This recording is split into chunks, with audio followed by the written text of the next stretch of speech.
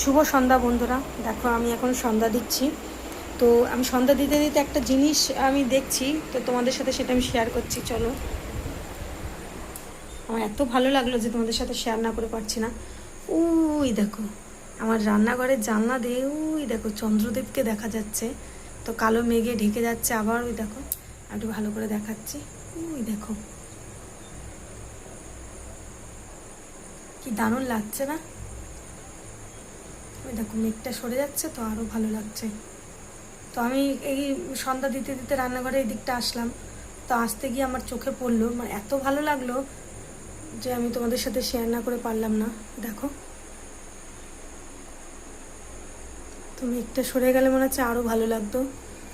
তো কালকে তো চন্দ্রগ্রহণ, রাত্রি 9:30 না কটা নাগাদ, জন্য 9টার পরেই লাগছে। তো সবাই তার আগে খেয়ে দিয়ে নেবে, সাবধানে থাকবে, সুস্থ থাকবে, ভালো থাকবে।